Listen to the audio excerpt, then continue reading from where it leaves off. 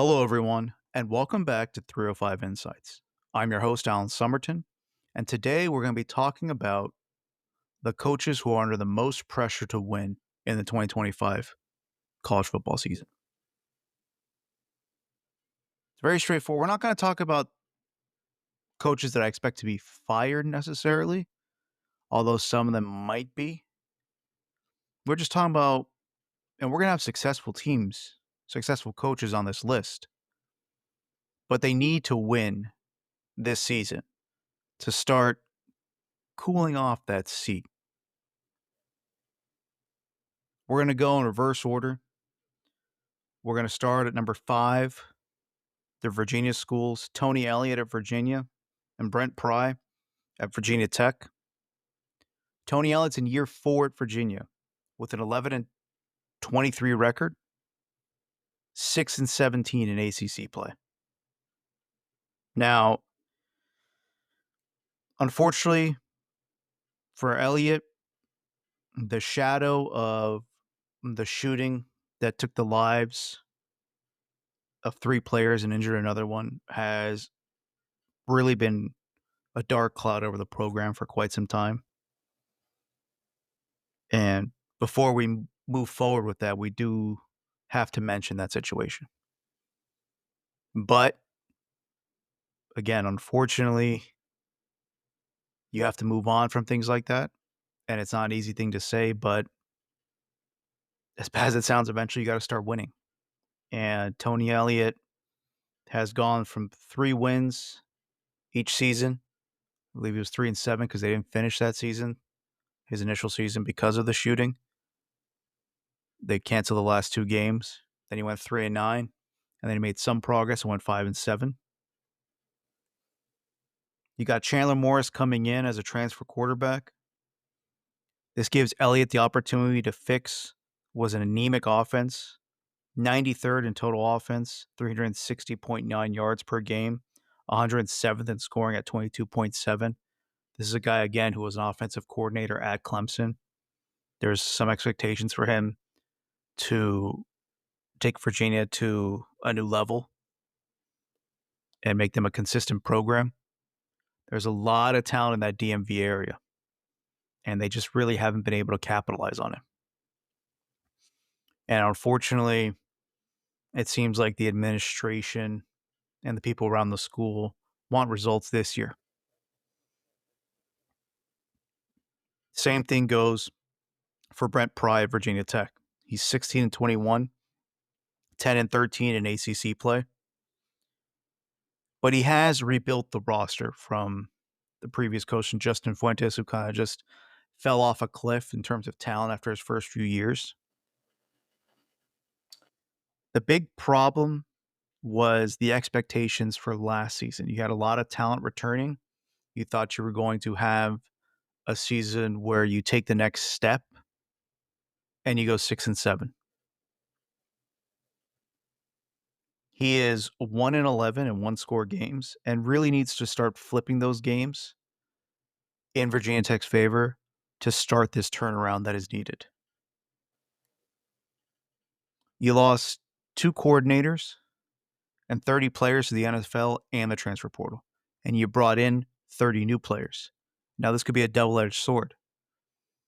You didn't meet expectations last year, so you're kind of resetting. You did lose, again, a lot of firepower to the NFL. However, is it necessarily a bad thing replacing some of those players with transfers coming in who could be hungrier, who could assimilate themselves better into the current culture that he's trying to build there? We'll see. But an added thought in terms of Virginia as a state struggling, for all intents and purposes, the ACC will be dead by 2030 due to the new revelations that came out from the FSU and Clemson lawsuits. That basically, I believe by 2030, the buyout to leave the ACC is $75 million. If they want to see themselves as a viable conference for the next 5 years or so, they need these 2 teams just to be solid again. Not great, just good. Then you look at this conference and you have the top echelon of Clemson, and FSU. And then you got teams like SMU, Louisville, UNC, who should be talented year in and year out. You got Georgia Tech, who has hired the right coach and is trying to acquire more talent in a talent-rich state in Georgia.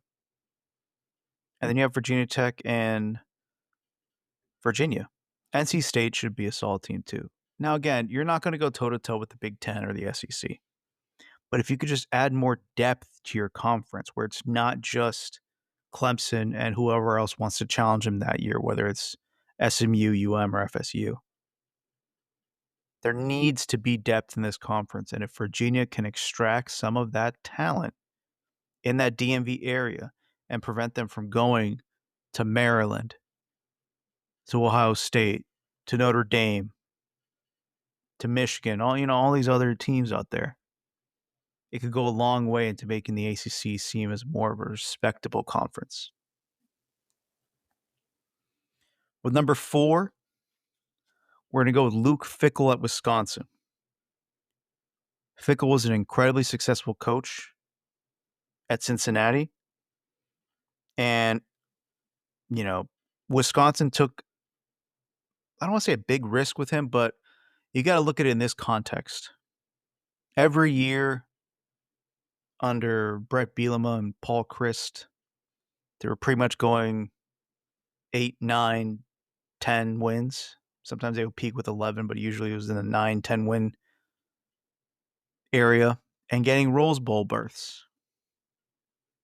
But they wanted more.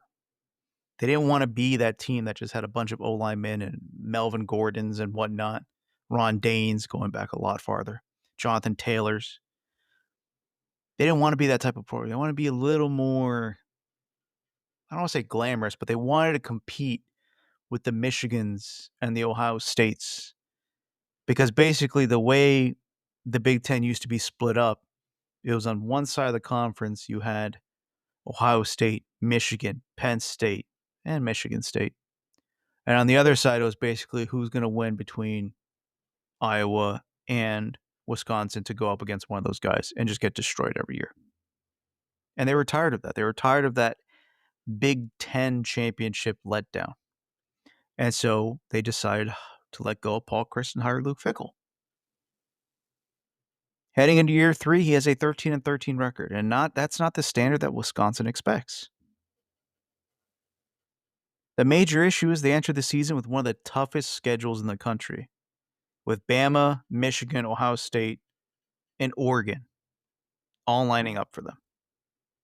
Now, many college football insiders believe that the season will hang in the balance on the Iowa game. This will be the defining point.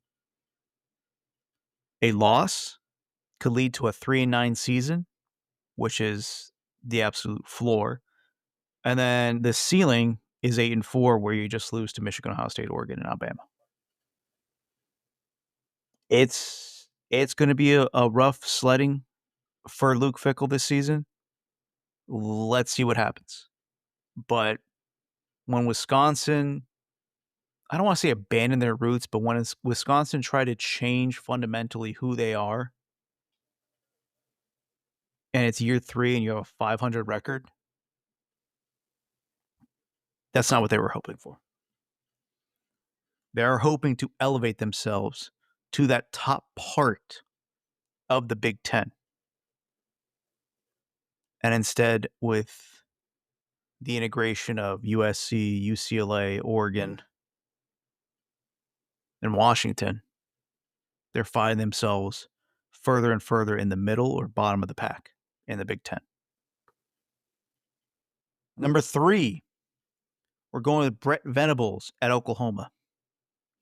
This is going to be his 4th season. 2 out of his 3 seasons have ended with a losing record. He did have that 10-win season. But this is a proud institution, and the fan base has certain expectations, and you could call them spoiled after the run that they had with Bob Stoops and Lincoln Riley over the past 20-plus years in the Big 12. But they have that 1-2 punch that just had them crashing back to reality.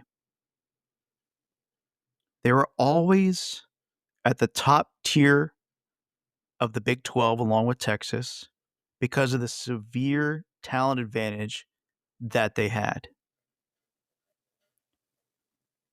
And then the second punch is the transfer to the SEC and the advent of the NIL. You go from having the talent advantage to NIL popping up and transferring to the SEC all within a 3-4 year period. And you got to think of like Bedlam, you know, one of the coolest rivalry names, but in all honesty, that rivalry is horrible because Oklahoma State never wins. And you got to think of the talent advantage and how it played to this notion that playing in Norman, Oklahoma is such an intense environment. Now look at it. When you've got possible teams like LSU, Georgia, Alabama. I know you beat Alabama last year, but you have these teams coming in that have just as much talent as you, if not more. And maybe that home field advantage that you thought you had was actually because you were going up against the TCUs, the Oklahoma States, the Texas Techs, pre-NIL, where you had those, well, before Lincoln Riley, you had those solid defenses. And then when Lincoln Riley came in, you were just blowing everybody out of the water and just beating them like 50-40. You don't have that anymore, especially with NIL, especially with the SEC. What's it like telling an Oklahoma fan that you're on the same level as Ole Miss? That's hard to hear, considering where you put yourself on the historical hierarchy of college football history. And it's different now. You also have the turnover in the coaching staff, but that gives hope for the season. You hired Ben Arbuckle, a 29-year-old offensive coordinator from Washington State, which also led to the acquisition of John Meter, the Washington State QB who had 44 total TDs, which led FBS. Venables will be calling plays on defense, which shouldn't be a problem due to his track record at Clemson. If the offense pans out, again, this is a guy, he's probably one of the few wonder kids that's available in college football that people are really high on as a coordinator. I mean, you see the success that they had with him at Washington State, averaging in the high 30s, the overall offensive tempo and total yards gained.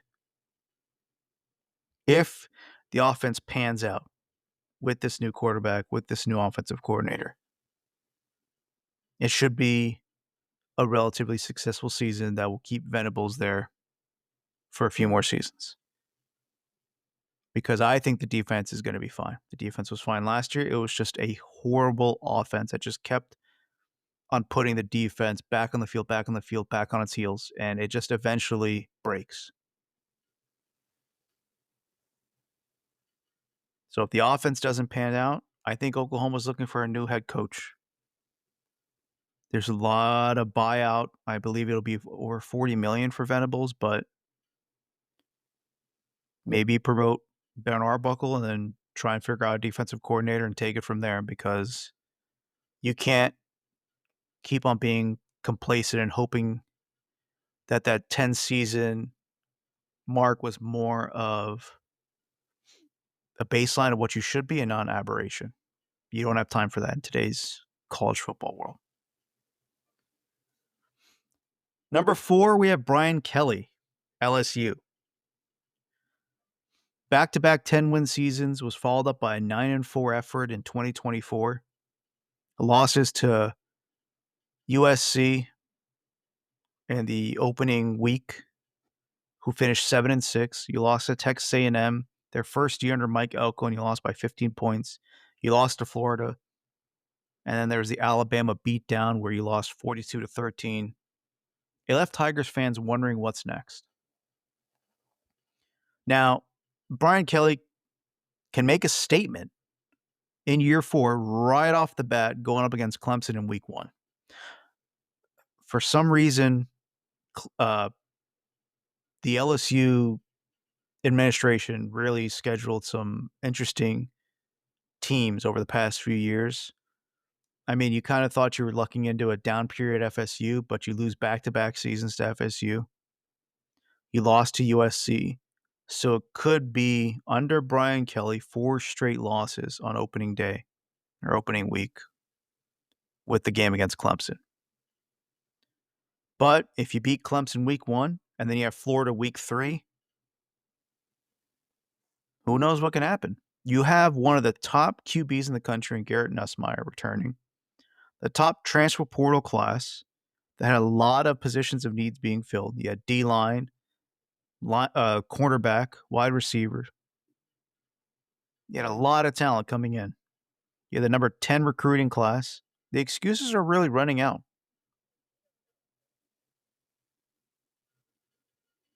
And what LSU, and I'm sure what Brian Kelly thought they were getting, and what he thought he was getting, was an opportunity to win championships. You know the old adage already, the past 3 coaches at LSU have won championships. Nick Saban, Les Miles, Ed Orgeron.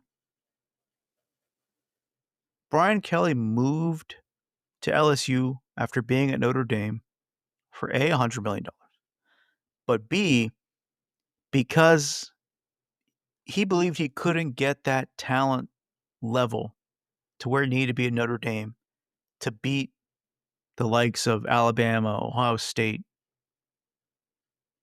these teams that recruit all across the country and get whatever talent they need. He didn't think he could get that depth at Notre Dame. And LSU, for those of you who don't know, is actually a top-tier job in this country because of its proximity to such talent and it being the only major university in the state of Louisiana, in the sense of, like, you have 2 lanes and stuff like that, but think about Florida. You've got FSU, you got Miami, and you got the University of Florida. Alabama, you have Bama and Auburn. Georgia, you have Georgia Tech. Texas, you have 30,000 schools.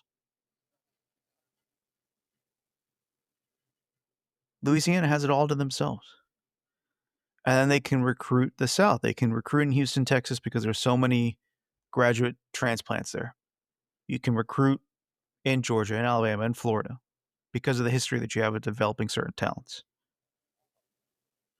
You see the type of wide receiver talents that you develop. Jamar Chase, Justin Jefferson. Yeah, Malik Neighbors. Yeah, you can go farther back in the day, Odell Beckham Jr. and Jarvis Landry. You've had a lot of cornerbacks go through. Patrick Peterson, the Honey Badger, Tyrann Mathieu. Derek Stingley Jr. went there. Got a lot of those types of talents that go in. That's what Brian Kelly thought he was walking into. Depth after depth of high-quality athletes. And then Oklahoma and Texas transferred in the SEC. And then NIL hit. And then the transfer portal hit. A lot of stuff, a lot of changes happened to the fundamental aspects of how college football functions. And the ground changed underneath Brian Kelly's feet faster than not only him, but just anybody anticipating college football.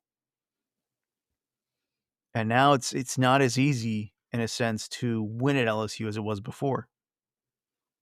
Again, there's a lot of kids who are vying for playing time, and you may be able to recruit certain people to LSU, But are they going to have the patience to stay there? Again, this was the advantage that Georgia had for the past few years. 5-star linebacker went down. You had another 5-star linebacker waiting behind him. Now is that 5-star linebacker going to Georgia, or is he going to take an NIL deal to play at Florida or somewhere like Texas Tech, which has got a lot of oil money right now, or Oregon, which has, the Nike money and stuff like that? There's a lot more viable options for the talent to be spread more evenly across the country. And this applies to LSU. If he loses those 2 games, it's going to be a rough season. He needs to at least win one of those games against Florida or Clemson. You got to show something against Alabama. It's not a Nick Saban-led Alabama. It's Kalen DeBoer-led Alabama. What will you make of your opportunities this year? And number 5, the coach who has the most pressure coming into the 2025 season is none other than James Franklin at Penn State University. Now, before we dive into this, let me preface this by saying that Penn State should not fire James Franklin. I personally believe the university knows they have a good thing with Franklin, and they don't listen to the outside noise. He has elevated the type of talent that goes there. He has raised the floor of that program. However, the outside noise is starting to get pretty loud. Despite reaching the college football semifinals, reaching the Big Ten championship game,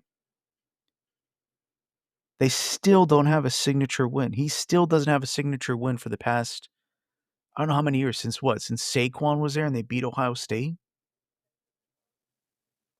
Was that the year they went 11-2 and Ohio State made it over them even though they even win the division? I believe it was something like that, 2017 or somewhere around there, 2016 maybe. Regardless, the schedule this year is a cakewalk. I mean, their out-of-conference schedule is Nevada, FIU, and Villanova.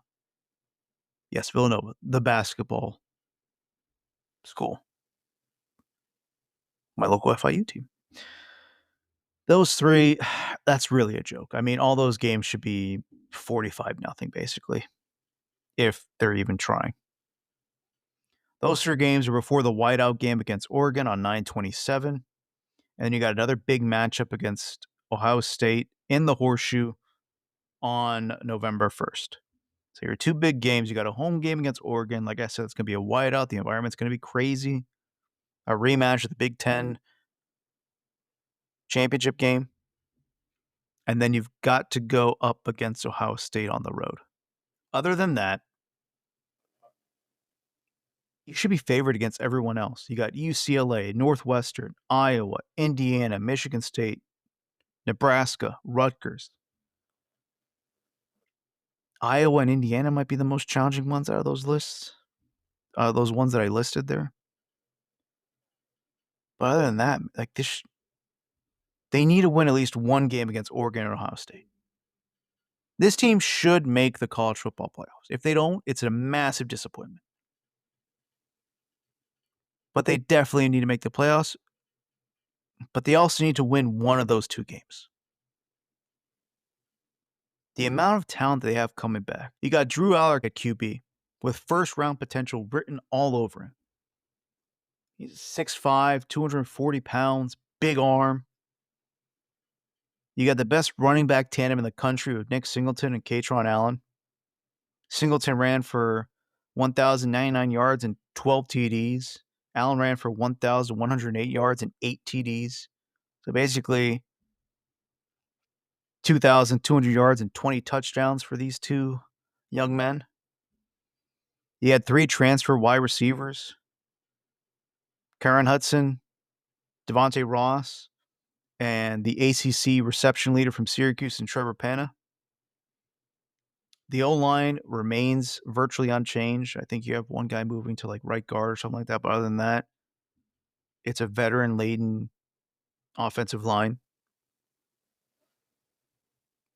You're bringing in Jim Knowles from Ohio State as a defensive coordinator. It's all lining up this season. You have to forget the 1-7 record versus top 10 opponents at home. You have to forget the 1-9 record versus top 5 opponents. You have to forget the 1-10 record versus Ohio State. You got to forget the 3-17 overall record versus AP top 10 opponents. You got to forget that Franklin has lost 15 out of his last 16 games against top 5 opponents. All of this narrative, all of this noise and negativity can be erased with one magical run. And if you don't believe me, just ask Ryan Day. Guy lost how many games to Michigan? Doesn't matter. It may sting the fan base, but you know what? They have a national championship. And that is what Penn State should be aspiring for this season. If not, it's going to be a tough season. I mean, again, I'm not saying they should be in the playoffs. They should be competing for the national championship. They do have the talent for that. And we'll see how the whole seeding stuff happens and whatnot.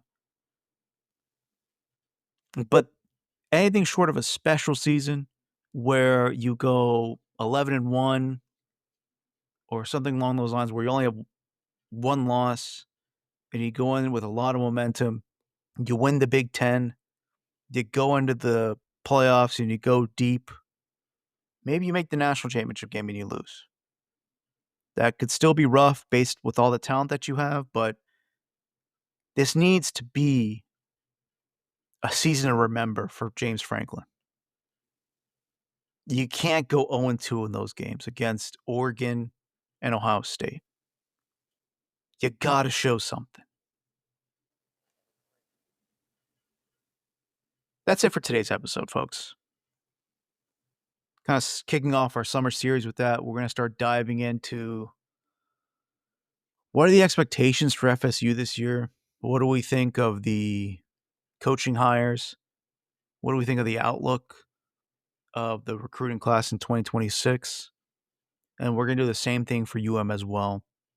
And we're probably going to do a lot of what we did last year as well in terms of who do we think are the favorites in each conference, what coaches we think are in trouble in terms of actually getting fired. You know, just a real, again, what we did last year, the real in-depth run of each conference, a few teams, the surprises that I think were going to happen, the disappointments that I think are going to occur.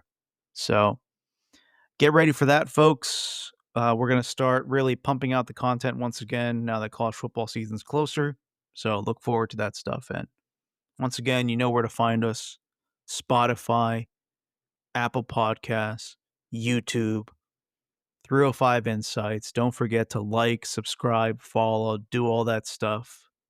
It is much appreciated. Thank you for listening to this episode, and we'll catch you next time here on 305 Insights. Have a good one, folks.